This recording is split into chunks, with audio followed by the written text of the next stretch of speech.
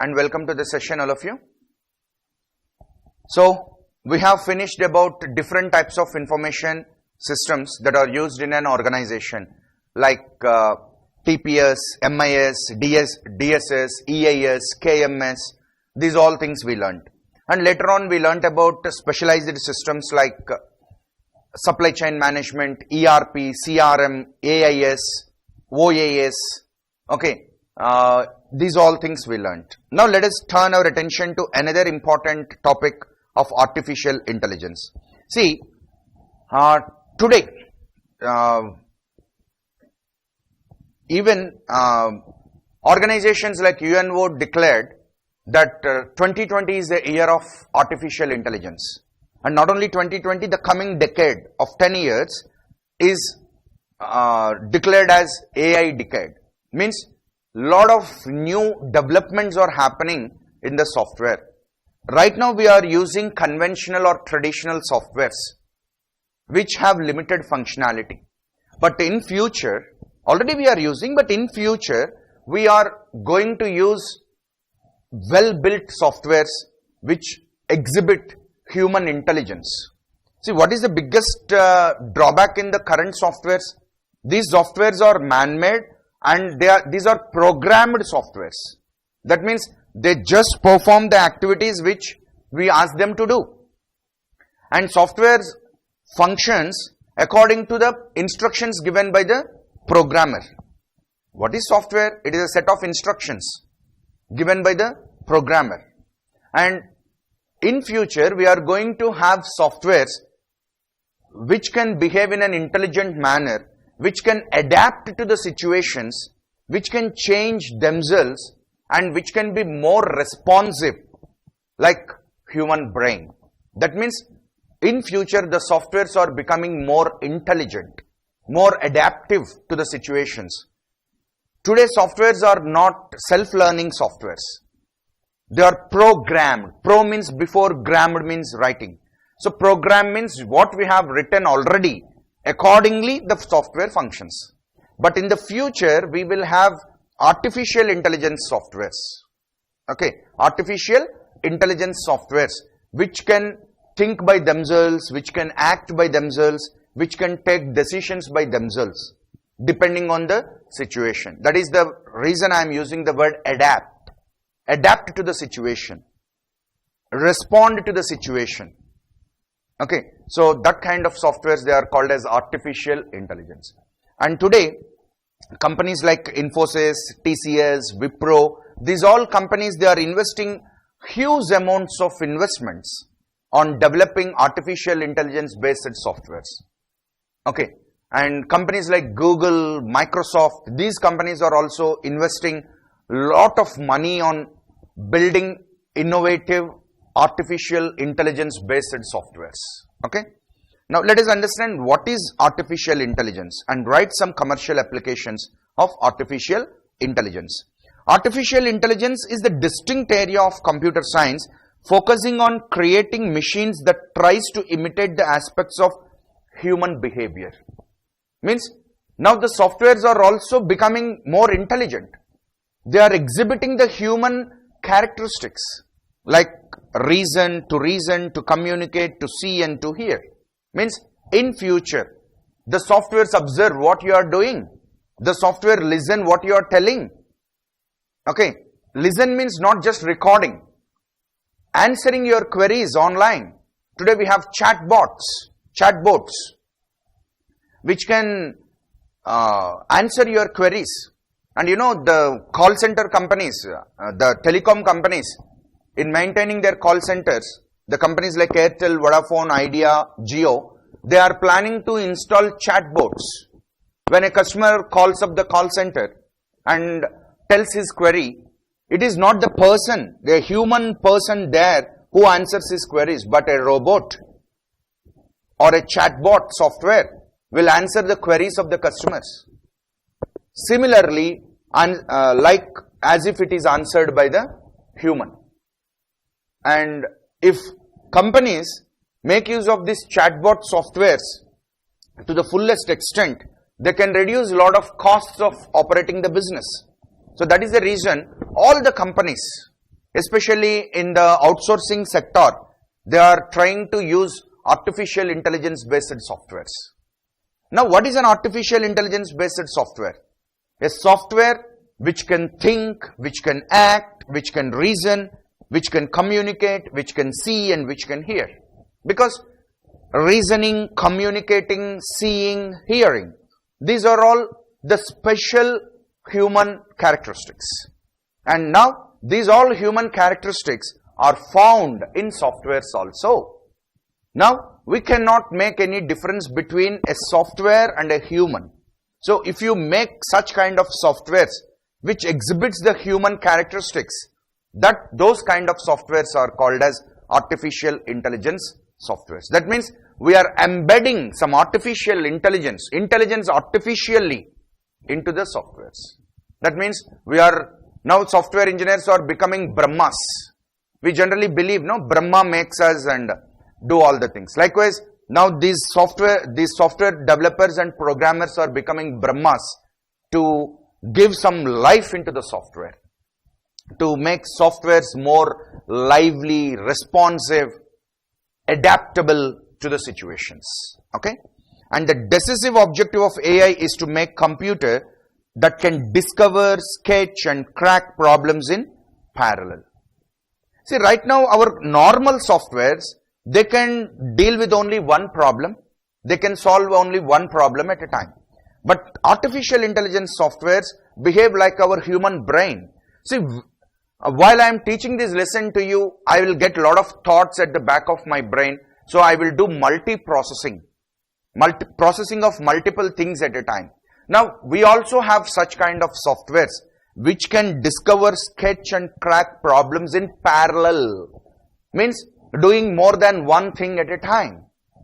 And AI software can use its accumulated knowledge to reason and in some instances learn from experience and thereby modify its subsequent behavior. This is the greatest thing in artificial intelligence based softwares. See, for example, in a normal software, if there is a problem, okay, a problem came and that problem is resolved, and tomorrow again the same problem comes. Now the software cannot do anything until and unless we change the software. See, in normal softwares, the programmer have to change. The software cannot learn anything.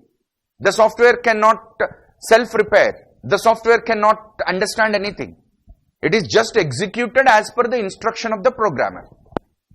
So, if a problem comes for the first time, and if the programmer did not change the software, and if the same problem comes second time, again the software is helpless. Software cannot do anything. This is the case of normal softwares. Now with artificial intelligence software, what happens? When a problem comes for the first time, the software thinks how to solve the problem.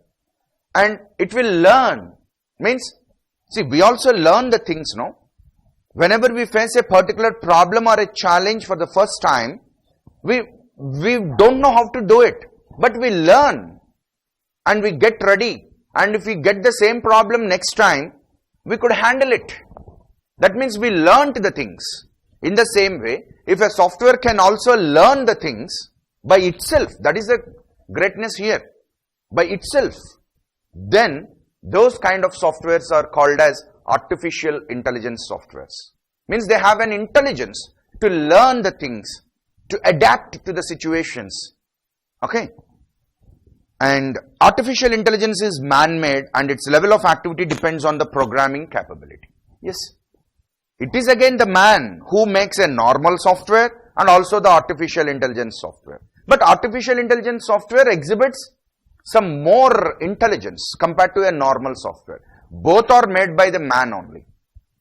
And it is mechanism that is not subject to human feelings like fatigue, worry, etc. And what is the speciality of artificial intelligence softwares? See, as we humans, we have emotions, we have worries, we have tensions, we have fatigue, we have stress, strain, etc. But these are softwares, lifeless softwares. They don't have any emotional feelings until and unless we provide them with that programming capability. So they don't have any those kind of emotional disturbances. So they work in a happy manner. And expert systems, pattern recognition, natural language processing, and many others are some of the various purposes on which AI may be applied. See, we can make use of artificial intelligence to devise expert system softwares. Already we learned about expert system softwares. And pattern recognition, like face recognition. Just software identifies your face and wishes you with your name. See, for example, there are 100 employees in an organization, and that organization is using a face recognition app. So that now, whenever you stand in front of a camera or a device, and immediately the software will match your face and calls you by your name. Hello, good morning, it will say. Hello Ram, good morning, it will say. How does the software know that I am Ram? Because that software is having a pattern recognition, and it has recognized my face, and it has recollected my name, and it is wishing me with my name. That is pattern recognition. And natural language processing. Now the softwares can understand your natural language. It can understand what you are asking, and it can answer based on your queries. That is what is chatbot. Okay. So these all things are possible with artificial intelligence softwares. Now, how we can use these artificial intelligence softwares in business? That is our concept. So we should learn about the commercial applications of artificial intelligence, and this is a very important question for examination point of view also. First one is decision support. Decision support means what? Already we have DSS softwares, decision support system softwares, but they have their own limitations. But now today we have AI based decision support softwares, where they can intelligently interact with the humans, understand the human problems, understand the situations. And generally, why we use decision support systems? Will we use decision support systems just for routine and basic problems? No. We use decision support systems to help us in finding a solution for unstructured or semi-structured and non-routine, non-programmed problems. Problems which are unique, problems which do not have any base, which are very tough, which are very complex. So in order to solve all those problems, we use decision support systems. And artificial intelligence enabled decision support system softwares will help you to solve your problems, or will help you in problem solving more efficiently and effectively than normal decision support systems. Situation assessment and resource allocation software that range from airlines and airports to logistics centers. See, there is a biggest problem in airports to schedule the flights, to allocate the place for landing and all. This is the biggest challenge. Sometimes there will be no space in the airport and the aeroplane will be in the air and it wants to land in the airport. So it cannot know that. So in order to make scheduling for all these things, we can use AI based, artificial intelligence based softwares. And do you think that it happens in the future? No. Right now, all airports are using this artificial intelligence enabled softwares for flight scheduling, for landing schedules, for takeoff schedules, for everything. These kind of softwares are already in use. Okay. Right. Information retrieval. Information retrieval means what? We have Apple Siri, we have Siri, we have Google Assistant, we have many other things which are AI enabled. If you ask them orally some questions, they will search all the data and they'll tell you. You can ask your Google Assistant, what's my date of birth, it will tell you. You can ask Siri when did you send a mail to a particular person, it will tell you. You can use these artificial intelligence software for all these purposes. That is called information retrieval. With simple casual language, the software understands what you are asking. See, earlier we used to type some commands in a particular format, then only the system understands. But today, casual talk, the system can understand. and can retrieve the data for you, which is very helpful to all the people. And virtual reality. Virtual reality means what? Today we can use these artificial intelligence softwares in medical diagnosis, in scanning machines, in performing robotic surgeries, in making virtual x-rays, rocket launching, finding out what is there on Moon or Venus or Mars. So we are using artificial intelligence in all those areas to enhance reality virtualization. Okay. And robotics, see, generally people think that artificial intelligence means only robotics, but not only robotics, there are many other things which we have discussed right now.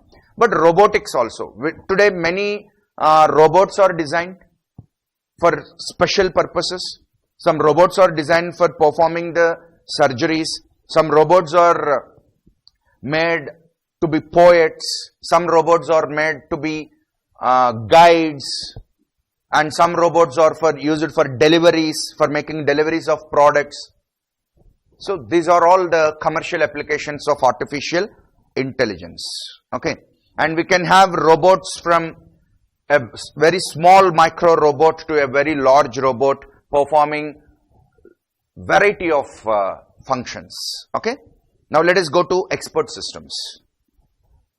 So these expert systems also belong to the category of artificial intelligence, which are more capable enough to offer expert guidance and advice in your decision making. Okay. And write a short notes on expert systems and explain various elements of the expert system. See, what is an expert system? It is also a software. It is also a computerized information system. But what is the speciality of this expert system? It will make a non-expert to make decisions comparable to that of an expert. That is a speciality. See, in order to become an expert in a particular activity, in a particular area, it takes a lot of time, effort, isn't it? But, for example, I am a mediocre, okay, I don't know many things, okay, I am new to one particular activity. But at the back of me, there is an expert system software. Now, with the help of that expert system software, I can make decisions like an expert. And people are surprised. And people are surprised. Why? See how this fellow who is a mediocre, who is a layman, who don't know anything, how he could take decisions like that of an expert.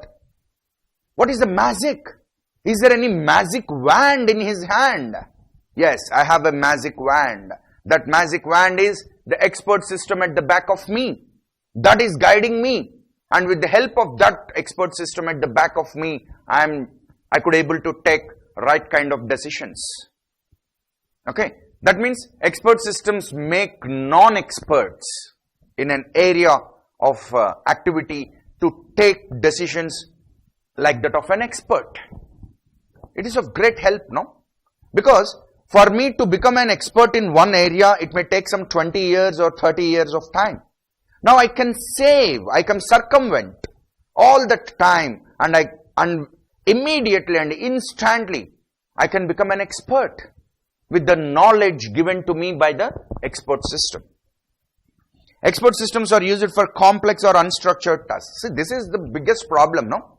See, if it is a routine problem, simple problem, regular problem, okay, if it is a simple problem, programmed problem, we need not worry. We can make decisions. But the problem is with unstructured problems. We don't know how the problem comes, when it comes, how it comes, where it comes, how to deal with it. See, that is very unstructured. Means we don't have any clarity. We have a clarity that there is a problem, but we don't know how to approach a solution, how to make a solution for that problem. That is a very tough problem.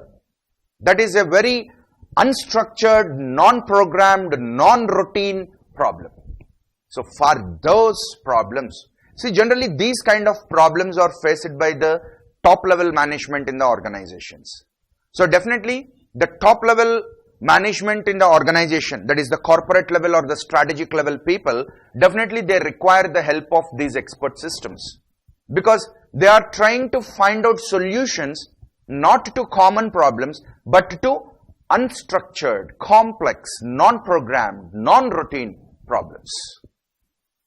So, expert systems is of great help to those people. That is the reason companies are spending hundreds of crores of rupees on procuring the latest AI-enabled, artificial-enabled expert systems to help them, to guide them, to mentor them, to advise them in dealing with the most toughest, turbulent, complex, unstructured, non-programmed, non-routine situations. Okay? Right. The aim of expert system is to have a team of experienced specialists holding industry-wide experience who further spread across implementations. That means, why we are making expert systems? Because we want experts in our organization. And how can we make experts? Will you ask them to wait for some time, to wait for 10 years and 15 years and get the experience, get the expertise? No. We want more number of experts within a short span of time. And you can make more number of experts within a short span of time by using these expert system softwares. And expert system utilizes its strength to plan, execute miscellaneous varieties of projects for defense, government, finance, telecom and engineering sectors. See, here some sectors are given like defense, government, finance, telecom, engineering. But not only these sectors, you can use this expert system, AI-enabled expert systems in any sector where you need to deal with the most turbulent and complex business environment. And expert systems usually contain the following components. See, every system will have components. And we call a particular thing as a system only when it is having certain components, isn't it? So likewise, an expert system is having the following components like user interface. That is the basic thing, no? We need to use the expert system. For that we require a screen, everything is required. So that is called as user interface to design, create, update and use and communicate with the expert system. See, expert system is in the CPU.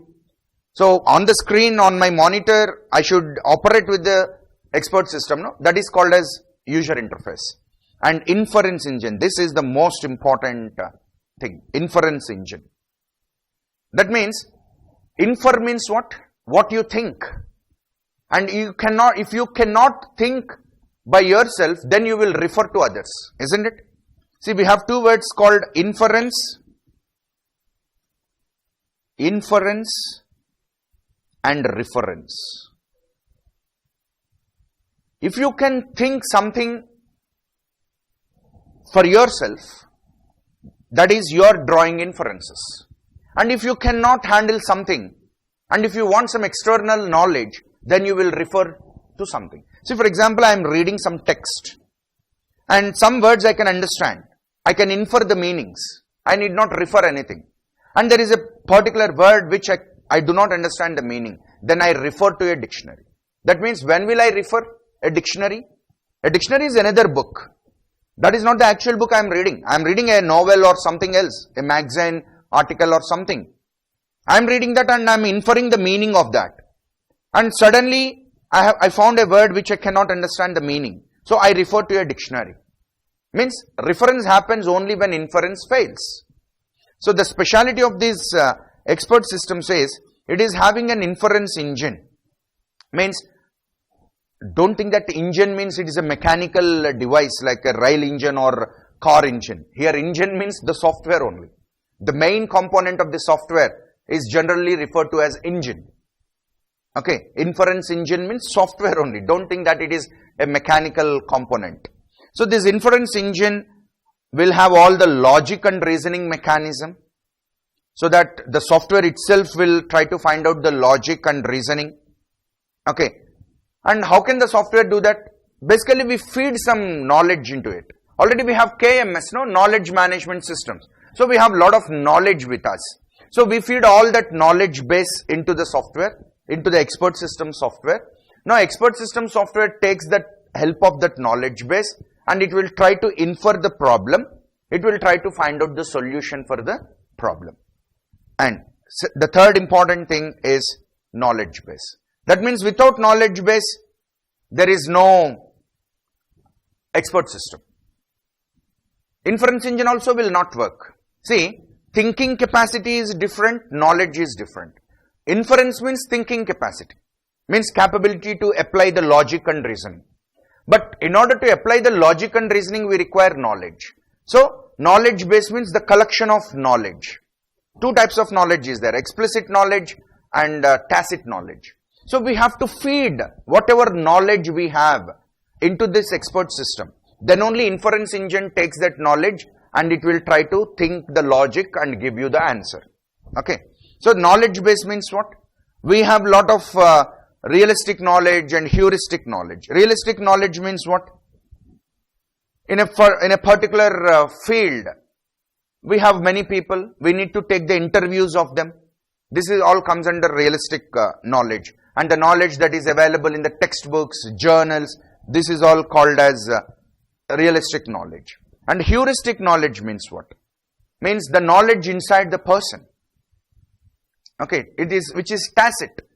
His experience, his understanding, that is called as heuristic knowledge. Empirical knowledge, judgmental knowledge.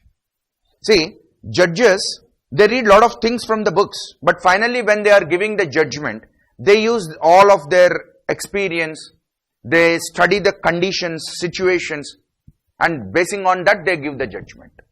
So that knowledge, how a particular judge gave the judgment, that depends upon his empirical knowledge, his heuristic knowledge.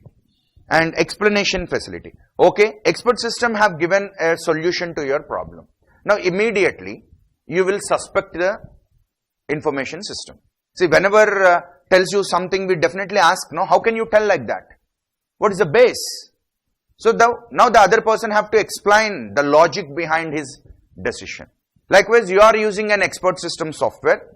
You have presented your problem to the expert system software, and expert system software using knowledge base and inference engine made a solution to your problem, and it has presented that solution to you. Okay. Now immediately you will ask, how? How can you tell that this is the solution? What is the base? What is the logic? Then it is the duty of the expert system or the inference engine to explain why the decision is taken. What factors are helpful to take the decision? That is called as explanation facility. And database of facts, this is very important. You have to feed all the facts and figures into the expert system software. That means expert system software takes the help of database of facts, knowledge base. By using these two things, it will have an inference engine which can think and which can give you the solution to a complex problem. And the logic behind the solution of that complex problem is given to you by the explanation facility. That means it is like almost a guide and a mentor, no? It is not just telling you the solution, but it is also explaining the logic behind the solution. What else we require? What else we require at the top level of the management? This is what is required. We don't require anything else. We require help. We require suggestion. We require advice while dealing with very complex and tough problems. Now, what are various business intelligence tools? What do you mean by business intelligence? Means we need to have a lot of intelligence about our business. What is happening in our business? What is our sales? What is our purchases? What is our accounting system? Whether our sales are going up or down? What is the reason for less sales? What is the reason for higher sales? What our competitors are doing? Where we are lagging? Where we are moving in a forward direction? What is happening in my business? That I wanted to know. That is called as business intelligence. Business intelligence means knowing completely about your business. The performance of your business, the performance of your people, the performance of your products and services in the market. Okay, how can the ways to develop your sales, the ways to develop your business, this all is required. And again, the top level management should have a better understanding of all these things. Okay, and again you will get a doubt, sir, why a chartered accountant like me should know all these things? Because you are turning to be business consultants. You need to help the top level management by advising them to use all these tools for their better decision making in the organization. That means if you have to advise the business person regarding all these things, first of all you should know, isn't it? If you don't know all these things, how can you make a better advice to your clients? That is the reason you have to learn all these things. And business intelligence tools are a type of software that is designed to retrieve, analyze and report the data. Retrieve the data from the transaction processing systems, analyze the data and report the data to the top level management. BI is basically just getting important business information to decision makers when they need it in a way they can actually use it. See, what is the advantage of this business intelligence tools? Tools means softwares again. See, all in this subject, whatever we learn, that is related to the software. Okay, so business intelligence is a kind of software. Today we have n number of business intelligence softwares that are available in the market. One for customer relationship, one for business planning, one for financial modeling. Likewise, we have n number of softwares available in the market, which are called as BI tools or BI softwares, business intelligence softwares. Now, what these business intelligence software do? They offer the actionable information which the decision makers can actually use in their decision making purpose. And again, you may get a doubt. Sir, are these business intelligence tools and expert systems and TPAs, MIs, are all they different? No, they are not different. Just we are telling what are the different ways. For example, business intelligence tools can be normal tools or AI tools. If they are AI tools, then they come under expert systems. Okay, and DSS. DSS is a philosophy decision support system. In that decision support system, you will have this business intelligence tools. See, DSS, decision support system, is not a single software. DSS is a collection of many softwares. In this decision support systems, we will have business intelligence softwares, expert systems, these all things. That is what we learnt in DSS. DSS is a collection of many tools. What are the tools? These tools only. While learning decision support systems, we just learnt that DSS is a set of tools. Now we are learning what are those tools. That means these all business intelligence tools, expert systems, these all again come under DSS only, decision support systems only. Because these are all helpful for the businessman to take the decisions. So there is no reason to confuse here. Everything is very clear. Earlier we learned DSS and we learned that in DSS there are many tools and components, and now we are learning about those tools, that's all. Don't think that these are all mutually exclusive and these are all separate. No, not at all. Right. Business intelligence tools are software programs and features and features that are used to complete detailed data analysis. Once you complete the detailed data analysis, then only you can offer actionable information to the decision makers. And some of the key business intelligence tools are simple reporting and querying tools. That means if you ask a query, what is my sales? Why my sales is decreasing? Okay, is it the right time to launch a product? So if you ask this kind of queries, okay, where is wastage in my production? So if you ask queries like this, and these business intelligence tools will process those queries and try to give you answers to your queries, and that will be quite helpful to you to make right kind of decisions. And business analysis. This involves using data to get response to the query. And business analysis refers to presenting and visualizing data in a multi-dimensional manner. See, whenever the top level business person asks a particular query. Say for example, the CEO of the company, he asked a query to the software. He has given a query, a question to a software. Why my sales is reducing? Why my sales is decreasing? Now, this software has to analyze the reasons for the reduction of sales in a multi-dimensional manner. Means it has to take into account the competitors, the external environment, the internal environment, and it has to give a perfect, comprehensive answer to the query asked by the top level management. This is called as multi-dimensional, means taking many factors into consideration before giving answer to the question asked by the top level management. That is what multi-dimensional means. And we can use ETL tools like data warehouses. See, in order to analyze data in a multi-dimensional way, data should be available, no? So we use data warehouses. They are also called as ETL tools, extract, transform and load softwares, which are called as data warehouse softwares. So we use these data warehouse softwares to supply the data. See, if I don't have any knowledge and data, how can I think, how can I analyze multidimensionally? Analysis is different. To analyze, there should be a data. See, I have a calculator, but there should be some data to calculate. This calculator can calculate, but I should have some data to calculate. Without data, what can I do with this calculator? I can do nothing, isn't it? The same case. I have a business intelligence software, but that software should be supplied with the data.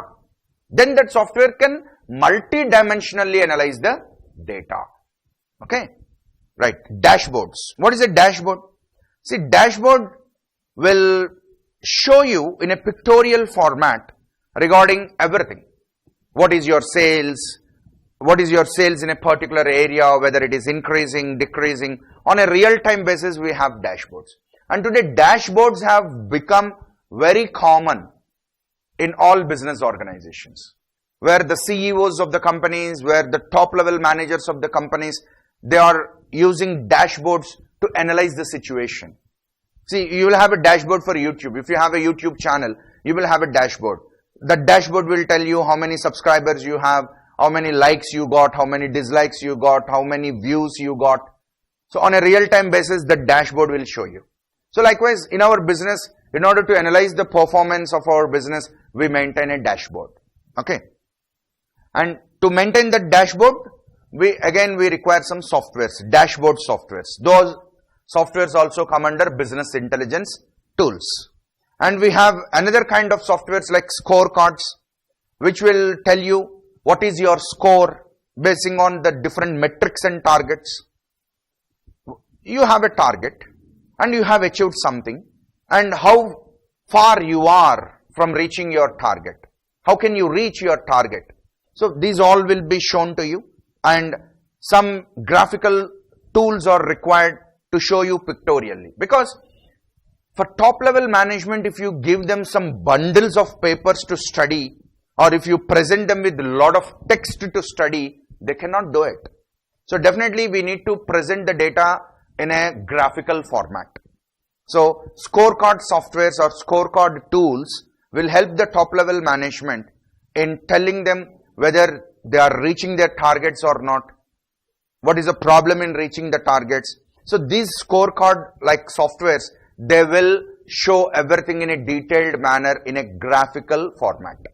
And data mining and statistical analysis softwares means these softwares will use statistical techniques like regression analysis, okay, quartile deviation, standard deviation, mean deviation, Poisson distribution, jet test, p-test, variable analysis, interpolation, extrapolation. These are all statistical methods.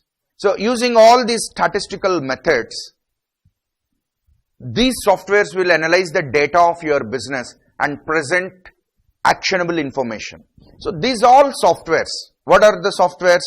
Simple reporting and querying softwares, business analysis softwares, dashboard softwares, scorecard softwares, data mining and statistical data analysis softwares. These all softwares are collectively called as business intelligence softwares.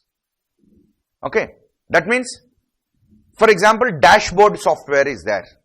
What is that software? It is a business intelligence software.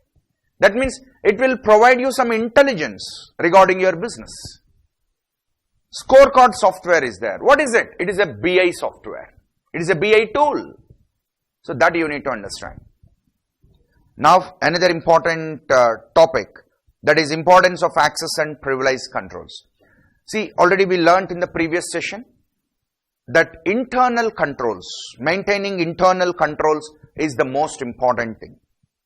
Okay, so every information system should have built-in internal controls. We should not allow unauthorized people to enter into our server rooms, to enter into our network, to access our systems. That means we need to protect our information systems, we need to protect our data, our computers, our servers, our data centers, everything, both physically and logically. Okay, so we require physical controls as well as logical controls. And we should not allow unauthorized people either to use our data either physically or logically. So for that reason, we need to have access and privilege controls. Now let us learn about that. Explain the importance of access and privilege controls. What do you mean by access and privilege controls? For example, I am an employee in an organization working in marketing department. And now I am trying to access some data which is related to purchase department. Should I access it? Can I access it? No, I cannot access it. Why? Because I am working in marketing department, I can access the marketing data. What is there for me to access purchase data? I am not related to purchase department. But I'm trying to access the purchase data and I can see the purchase orders, the purchase data, I can see on my screen. That means in my organization, there are no proper access controls. Data is accessed by anyone, anywhere. That is not correct. That is wrong. You have to restrict the access. You should not allow the unauthorized person. See, I am an unauthorized person. Even though I am an employee of the organization, I am an unauthorized person to access the purchase data. What will I do with the purchase data? It should not be accessible to me, isn't it? So, you need to have that kind of access controls. So, access controls are common form of controls encountered in the boundary subsystem by restricting the use of system resources to authorized users only. Only the authorized person should use the data. Even though he is an employee of an organization, he should not use the data which he is not intended to use. That is the most important thing. And access controls possess 4 general functions: identity verification, authentication, authorization, and accountability. Okay, sir, how can I restrict the people from not accessing the data which is not related to them? Or how can I restrict unauthorized people to access my data?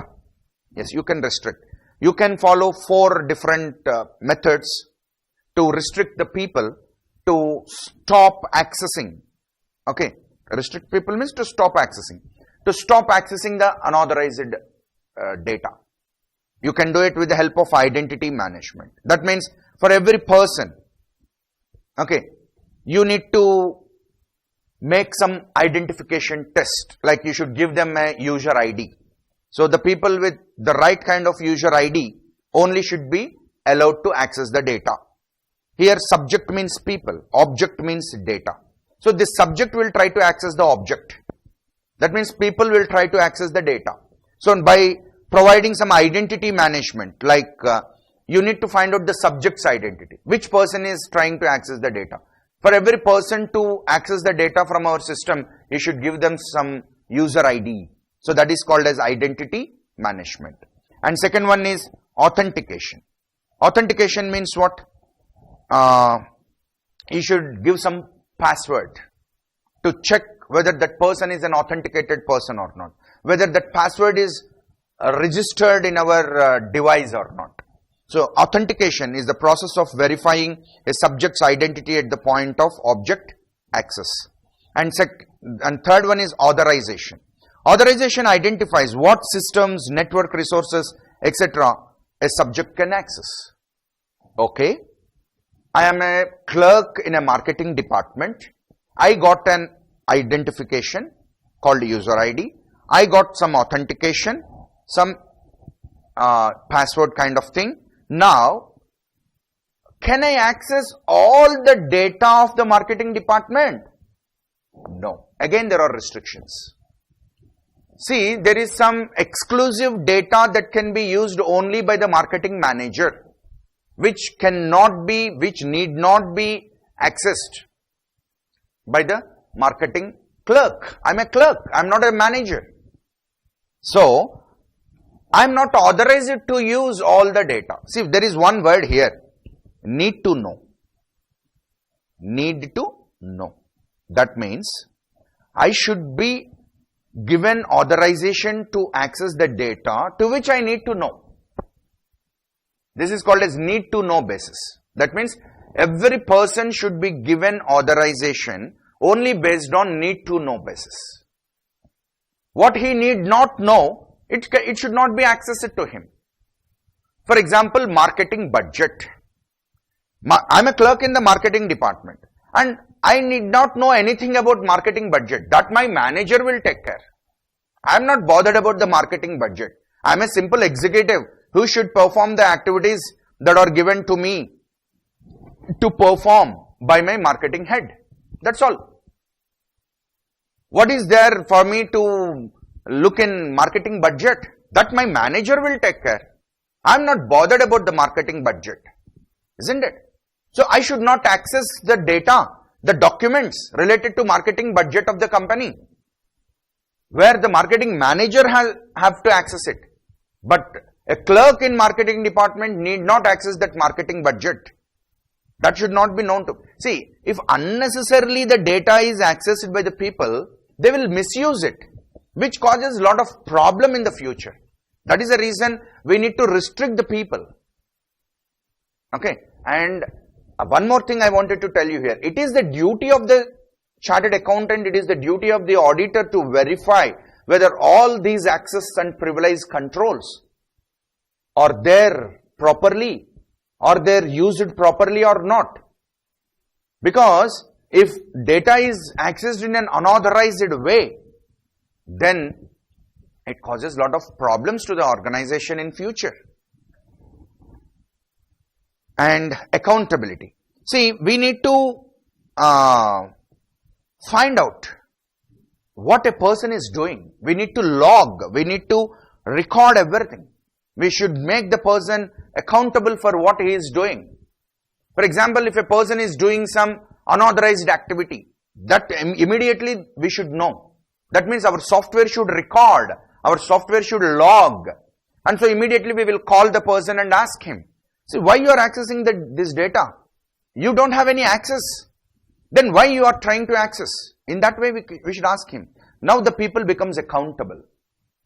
Okay, so we need to create these 4 kind of mechanisms like identity management, authentication, authorization and accountability. Okay, now what are the various approaches to access controls? See, you can make access controls in 2 ways. The first one is role-based access control.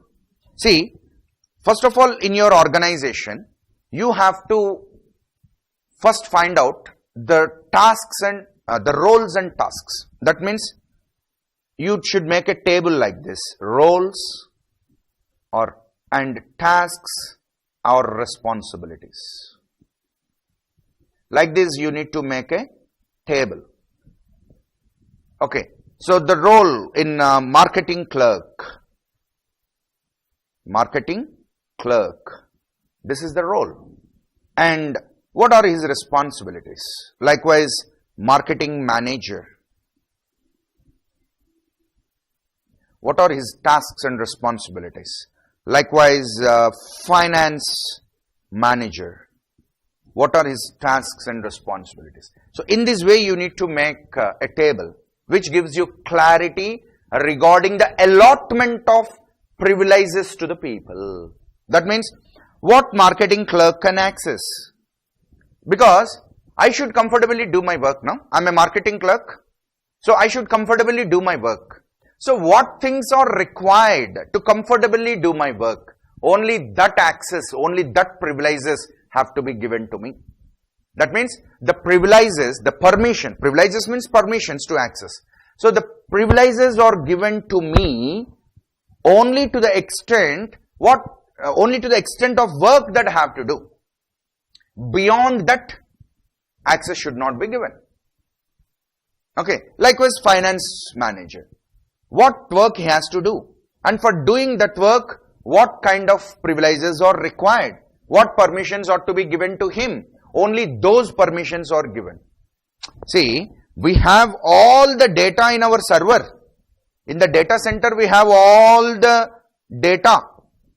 But this all data should not be accessed by everyone. Only the part data should be accessed. This data should be accessed by finance manager, this by marketing manager, this by clerk, this by HR manager. Only the piece, okay, only the piece that is required should be given, but not the whole. This is the point you need to understand. And how will you decide? That is the question. How will you decide that a marketing clerk require this piece of data? How will you decide that an HR manager require this piece of data? Yes, you can decide. You can decide by making a table of roles and responsibilities or the tasks they have to perform. So this gives you clarity. What role is played by a particular employee, and for that role what permissions or what privileges are to be given. Right. Now first one, role based access control. It eliminates discretion when providing access to the data. Objects means data. That means here things are not made on discretion. Discretion means, for example, if I am a manager and I want to give access to 2 clerks, and one clerk is a very good clerk, so I will give him more access to the data, and another clerk is not working properly, so I will give him less access. This is called discretion, means personal discretion. This is not followed. This is not followed. Good, bad, efficient, inefficient. Basing on that, if you give permissions to access the data, that is called discretionary control. But here, discretion will not be there. Only roles and tasks. Whether he is an efficient clerk or an inefficient clerk, good clerk, bad clerk, we will give him the data that is required for him to complete his task. Okay? So it is, we eliminate the discretion and we provide the rights and permissions basing on their roles. The role they have to play. And when an employee changes the role, because there will be promotions and all things, no? So whenever an employee changes the role, automatically we also change the permissions. For example, an assistant manager got promoted to manager. Then we have to definitely give him more access and privileges which are given to a manager, isn't it? That we will do it. And RBAC enforces static constraint based on user's role. Static constraints means fixed rules and regulations, fixed limitations. No one can access data beyond that. Okay? And rules-based access. Rules-based access means what? Sometimes the rules of the organization changes. See, during demonetization, rules are changed that each one can withdraw only 2,000 rupees from the ATMs. Earlier it was 25,000 per day or 40,000 per day. But all of a sudden the rules are changed and the access permission to cash withdrawal is limited to 2,000 rupees. Okay. So as business rules change, the privileges also change. That is called as rule-based access control. See, you can decide whether you want to give access to the people based on rules-based access control or role-based access control. Generally, role-based access control is followed. But in some frequently dynamic changing conditions, we will follow rules-based access control. Okay. And the access privileges are decided based on the rules, business rules. And these business rules keep on changing. Okay. So that is called as rules based access control. And role based access control, it will use static constraints, whereas rule based access control, it will be dynamic. That is why this rules based access control, sometime it is called as dynamic RBAC. Okay. And the next one, principle of least privilege. See, this is very important. I have already told you that you should give permission to the people based on a concept called need to know. What he needs to know, what is required to him to work. Basing on that only we should give them the access. So that is called as principle of least privilege. You should not give most privileges to anyone. You should always give least privilege. Least privilege means only to the extent that he has to do the work. Basing on that we need to give the privilege.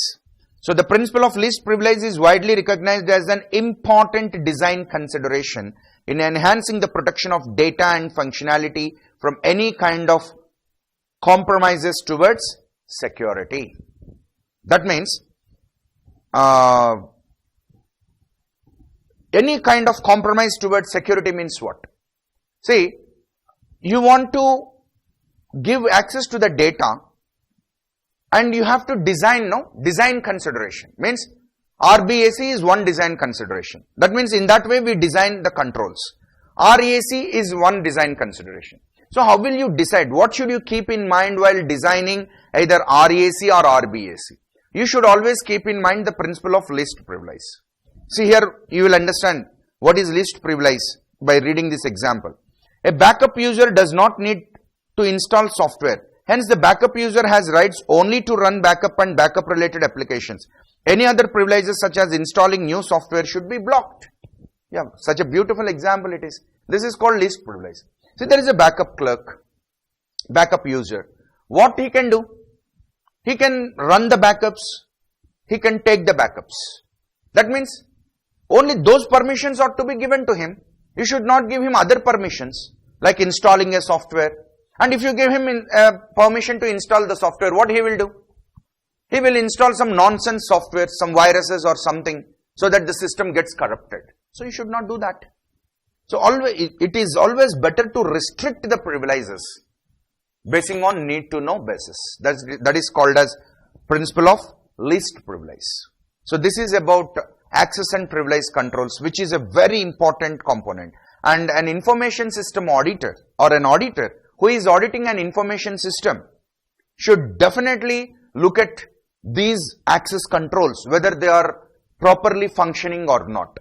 Because this is of utmost importance, which protects the integrity of your sensitive data, the security of your sensitive data in the organization. And we have seen the principle of least privilege and different access controls in the previous session. Now, there is one last topic in this particular lesson, payment mechanisms. That means how the payment mechanisms are handled and what care we have to take regarding the payment mechanisms. See, generally today credit card has become the most important payment mechanism across the world. So we need to learn what steps takes place in processing a credit card transaction. Okay, so this is about that. Write about credit card and what are the steps involved in credit card transaction. In a credit card transaction, the consumer presents preliminary proof of his ability to pay by presenting his credit card number to the merchant. That means whenever you go to a merchant place or a shopkeeper or a vendor, first of all you have to produce your credit card number. You should give him your credit card and the merchant will verify with the bank and create a purchase slip for the consumer to endorse. That means the card will be swiped, and if your bank accepts that credit card, then a purchase slip is generated from the POS terminal or swiping machine, and that you need to sign it. And probably sometimes you need not sign, that all depends. And the merchant then uses this purchase slip to collect funds from your bank. And on the next billing cycle, the consumer receives. That means you receive the bill in the next billing cycle. So this is the actual process of making a transaction with a credit card. Now, what are the 4 stages of processing in a credit card? The first one is authorization. That means After a merchant swipes the card, the data is submitted to the merchant's bank called acquirer. So you went to a shop, you have purchased something and you have produced your credit card to the merchant. And merchant will put that credit card in the swiping machine, and first the request will go to the merchant's bank, who is called as the acquirer, to request the authorization for the sale. And the acquirer then routes the request to the card issuing bank. That means the request will go to your bank. First of all, the request will go to the merchant's bank, and from merchant banks will reroute that particular request to your bank, because ultimately it is your bank which should authorize the transaction. And when it is, where it is authorized or denied, yes, we can't say. Depending on the situation, sometimes the card can be authorized or sometimes it can be denied. And the merchant is allowed to process the sale. Okay, that is the first step called authorization. Now what is the second step? It is called batching. That means at the merchant site, what happens? Every customer will come and swipe a card, and the merchant keeps all the purchase slips with him. Okay, and at the end of the day, all the transactions called a batch will be submitted to the merchant bank to get collection or to make collection and to get funding. So the third step is clearing. In this clearing, what happens? The merchant sends all the transactions to the acquirer bank, that is the merchant bank, and the merchant bank will collect all these funds from the customers' banks, and all these amounts will be deposited, all these amounts will come to the acquirer bank. That means different customers will come, one from Canara Bank, one from Indian Bank, one from State Bank, one from Axis Bank will come. Now we need to collect funds from all these banks, and the acquirer should get all those funds in his hand. And now the fourth one is funding. That means the acquirer subtracts any processing fee, and the acquirer will deposit the collected amount from all the customer banks into the account of the merchant. That is called as funding. Okay, so these are the four steps: authorization, batching, clearing, and funding. And now there is another question here: electronic checks. See, already we are well versed with paper checks, but today we have a concept called e-check or an electronic check. See, an electronic check has all the features of a paper check. It acts as a message to the sender's bank to transfer the funds. Whereas paper check, you will give the paper, whereas in the case of e-check, you will send a message to your bank. Like a paper check, the message is first given to the receiver, who in turn endorses the check and presents it to the bank to obtain funds. So it means the process is same. First, you will send a message to the receiver, to the person to whom you want to give the check, and the check will be endorsed by that particular person, and again that message is sent to the bank. That means in the place of paper, here it will be an electronic message. That is the only difference. And the electronic check can prove to be superior to the paper check in one significant aspect. What is that? The sender can protect himself against fraud by encoding the accounting number with the bank's public key. Thus, it is not necessary to reveal the account number to the merchant. For example, if you are giving an e-check to a merchant or to another person, you need not reveal your account number. That is one important security feature in the case of electronic check. Digital certificates can be used to authenticate the payer, the payer's bank, and the bank account. Again, there is one more advantage in e-checks. There will be no problem of doing some misbehavior with the signatures. Okay, doing some forgery kind of thing. Okay, so that can be avoided because here we use some digital certificates and digital signature systems. And there are two systems to work with the electronic checks. That is FSTC, Financial Services Technology Corporation. It has developed a digital signature for signing and endorsing the electronic checks. And we have another one called Cyber Cash. That means in order to process the check, this is an extension of valid for credit cards, and it can be used in the same way to make payments with participating vendors. Cyber Cash will not serve as an intermediate party for processing the check. That function will be handled directly by the bank. That means the funds are directly transferred from the payer's account to the payee's account. Now, what is a smart card, and write about different types of smart cards available. See, what is a smart card? The smart card also looks like a credit card and a debit card, but the only difference is there is a small microchip or a microprocessor embedded, means fixed inside the chip, and that chip contains all the information, your credentials, your account number, your name, your details, all those things will be embedded, will be stored in that particular chip. See, generally a normal debit card and credit card will have a magnetic strip at the back, a black color strip you can observe. But today we are using smart cards where that magnetic strip is not seen. All the details are embedded in the chip itself. Okay. And how many types of smart cards are there? Contact cards, that means the cards which you need to insert into the slots of the ATM machines, the swiping machines. And contactless cards means there is no need to insert the card, just you wave the card, or you just move the card before the machine so that the card will, so that the machine will detect your details and card. And you can have a combi or hybrid card which can be used both as a contact card and or as a contactless card. And now write about electronic purse. Electronic purse means what? Today all customers, they are maintaining electronic purses only, because people are not maintaining physical cash. In the place of physical cash, they are maintaining some cards like debit cards and credit cards. Okay, and they are using these credit cards whenever they want to pay, and there will be a PIN number that also we know. We need to type in our PIN number in order to make the payment. Okay, and once the transaction is done, automatically the funds are deducted or debited from your account and credited to the merchant account. That means instead of physical cash, we are making digital payments, or we are making e-cash payments. Okay, and when the value on a card is spent, consumer can load additional funds from their accounts to the card. That is quite common, that we all know. Whenever the funds are depleted, we will be depositing more funds and we can use the card. So with that, we have finished this particular lesson here. Thank you. Sir, you could stop, Jane.